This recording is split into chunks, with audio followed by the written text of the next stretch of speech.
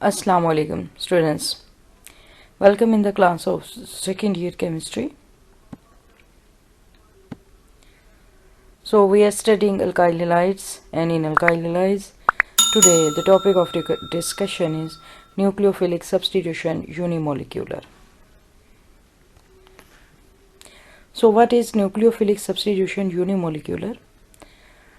This type of mechanism involves two steps. The first step is the reversible ionization of alkyl halide in the presence of an aqueous acetone or an aqueous ethyl alcohol. ठीक है, तो इसमें क्या होगा कि ये वाला जो न्यूक्लियोफिलिक सब्स्टिट्यूशन यूनिमोलिक्यूलर है, इस तरह के मैकेनिज्म, इस तरह के रिएक्शन में दो तरह के स्टेप्स होंगे. ठीक है, फर्स्ट स्टेप में क्या होगा कि अल्काइल हैलाइड की ये रिवर्सिबल आयनाइजेशन होगी और ये जो रिवर्सिबल आयनाइजेशन है ये होगी in presence of aqueous acetone या एक्वस इथाइल अल्कोहल. ठीक है, यानी ये देखिए ये आपके पास अल्काइल हैलाइड का मॉलिक्यूल है, इसमें ये इलेक्ट्रोफिलिक कार्बन एटम है यहाँ पे. ठीक है, इसके साथ ये ब्रोमाइड ग्रुप लगा हुआ है और इसके साथ देखें ये आप देख रहे हैं ये एक मिथाइल ग्रुप है. इस साइड पे फॉर एग्जांपल ये हाइड्रोजन हो सकता है, इस साइड पे फिर ये कार्बन और फिर ये यानी ये CH2 ग्रुप है और फिर ये मिथाइल ग्रुप है, ये कार्बन नंबर 4 है. ठीक है, तो इसमें ये कार्बन नंबर 1 है, ये कार्बन नंबर 2 है, ये कार्बन नंबर 3 है और ये कार्बन नंबर 4 है. अच्छा, आपने इससे भी परेशान नहीं होना, जैसा कि मैंने पिछले लेक्चर में भी कहा था कि इस साइड पे ये सॉलिड लाइन है, इस साइड मिथाइल ग्रुप को ये डैश्ड लाइन से और ये वेज से रिप्रेजेंट किया गया है. ठीक है, तो आप सिंपल जो है यहाँ पे बॉन्ड वो भी ड्रॉ कर सकते हैं. तो स्टेप 1 में क्या होगा कि यहाँ पर हमारे पास जो है ना वो फर्स्ट स्टेप में रिवर्सिबल आयनाइजेशन होगी अल्काइल हैलाइड की. ठीक है, और उसमें क्या होगा कि एक कार्बोकेशन बनेगा. This step provides a carbocation as an intermediate. ठीक है, in the second step this carbocation is attacked by nucleophile to give the product. तो सेकंड स्टेप में इसके ऊपर न्यूक्लियोफाइल की अटैकिंग होती है. तो ये फर्स्ट स्टेप है. ठीक है, अब फर्स्ट स्टेप में क्या होगा कि ये जो इलेक्ट्रोफिलिक सेंटर है कार्बन, इसके साथ ये ब्रोमाइड लगा हुआ है. ठीक है, ये ब्रोमाइड जो है अपने साथ इस बॉन्ड पेयर को लेके जाएगा और जब ये इस बॉन्ड पेयर को अपने साथ लेके जाएगा तो इस ये वाला जहाँ पर जो इलेक्ट्रोफिलिक एक कार्बन प्रेजेंट है, ठीक है, उसके ऊपर क्या होगा कि positive full positive charge create होगा. वो फुल पॉजिटिव चार्ज क्यों होगा कि इस बॉन्ड पेयर के अंदर एक इलेक्ट्रॉन जो इस कार्बन का था वो ये ब्रोमाइड ले गया है. ठीक है, इस वजह से क्या होगा कि इसके ऊपर एक फुल पॉजिटिव चार्ज जो है इस कार्बन के ऊपर क्रिएट हो जाएगा. ठीक है, और अब इस तरह का सेंटर जिसमें कार्बन के ऊपर एक फुल पॉजिटिव चार्ज क्रिएट हो रहा हो, ठीक है, उसको कहते हैं हम इस तरह के मॉलिक्यूल को कहते हैं हम carbocation. This is the formation of carbocation. तो स्टेप 1 में क्या होता है कि ये स्लो प्रोसेस होता है, राइट, और इसमें ये ब्रोमाइड ग्रुप यहाँ से लीव कर जाता है. This is a slow step and in this slow step this bromide group is leaving from this and this carbon, this is left with a positive charge and this product is called as carbocation. इसको हम carbocation कहते हैं. और इसमें देखें ये आप इस कार्बन के साथ ये पॉजिटिव चार्ज है और ये इसके ऑर्बिटल्स शो किए हुए हैं. ठीक है, और दूसरा क्या है कि ये टेट्राहीड्रल से ये प्लेनर शेप बन रही है, sp2 शेप बन रही है. ठीक है, अब यहाँ से ये देखें ये ब्रोमाइड ग्रुप जो है यहाँ से निकल चुका है. ठीक, और अब देखें जब ये कार्बोकेशन अब बन गया तो यहाँ पर ये बॉन्ड नहीं है आप इस कार्बन के साथ. ठीक है, ये वाला हाइड्रोजन लगा हुआ है, देखें यहाँ पे ये मिथाइल ग्रुप लगा हुआ है और फिर ये तीसरा और ये चौथा कार्बन, ये वाला यहाँ पर ये तीसरा और ये चौथा कार्बन. ठीक है, तो यहाँ पर अब इस कार्बन के पास 3 बॉन्ड हैं और एक जो बॉन्ड पेयर है वो ब्रोमाइड ले गया, उसकी जगह ये पॉजिटिव चार्ज यहाँ पे क्रिएट हो गया। ठीक है, अब यहाँ पे क्या हो सकता है कि अब सेकंड स्टेप में attack of nucleophile on carbocation, ये फास्ट स्टेप होता है। अब सेकंड स्टेप में क्या होगा कि ये कार्बोकेशन जो है उसके ऊपर न्यूक्लियोफाइल अटैक करेगा। ठीक है, अब न्यूक्लियोफाइल जो है देखें, अब ये चूंकि प्लेनर शेप यानी ये यहाँ पर sp3 हाइब्रिडाइजेशन से ये वाला कार्बोकेशन जो है, इस कार्बोकेशन का कार्बन ये sp2 हाइब्रिडाइज्ड हो गया है, प्लेनर फॉर्म में चला गया है।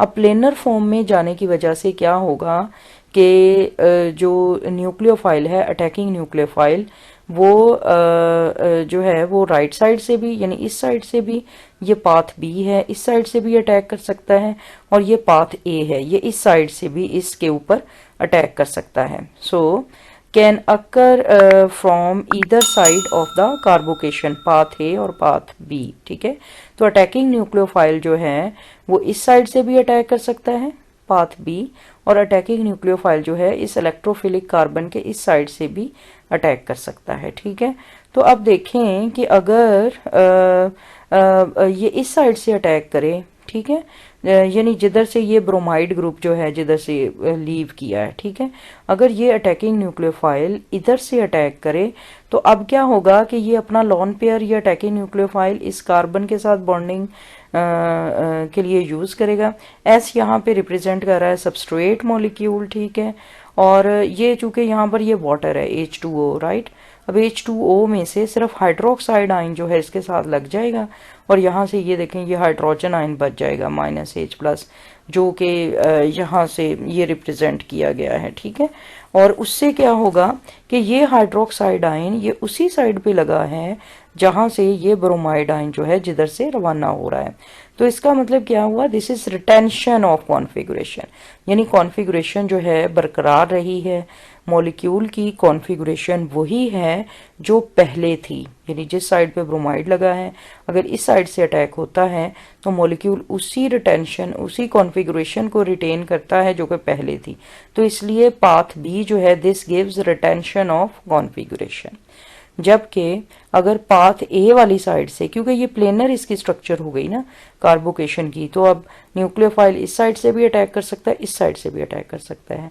तो अगर ये इस साइड से अटैक करेगा तो हमारे पास रिटेंशन ऑफ कॉन्फ़िगरेशन होगी, और अगर ये इस साइड से अटैक करेगा प्रोडक्ट तो देखें वही होगी। ठीक है, तो अब यहाँ से भी ये प्रोटॉन यहाँ से निकल जाएगा, हाइड्रोक्साइड इसके साथ लग जाएगा, लेकिन डिफरेंस क्या है कि ये हाइड्रोक्साइड जो है अब ये ब्रोमाइड के ऑपोजिट साइड पे लगा है, इसलिए यहाँ पर क्या है, इन्वर्जन ऑफ कॉन्फ़िगरेशन है। ठीक है, तो कॉन्फ़िगरेशन चेंज हो जाएगी। So path A will provide inversion of configuration and path B will provide retention of configuration। अच्छा जी, अब इसी चीज़ को यहाँ पर एक्सप्लेन किया गया है। इन SN1 mechanism the nucleophile attacks when the leaving group had already gone। तो SN1 रिएक्शन में न्यूक्लियोफाइल उस वक्त अटैक करता है जब लीविंग ग्रुप पहले ही मॉलिक्यूल से जा चुका होता है। So the question of direction of the attack does not arise. तो अब चूंकि और वैसे भी वो sp3 से sp2 हो गया, तो अटैकिंग न्यूक्लियोफाइल जो है किसी तरफ से भी अटैक कर सकता है।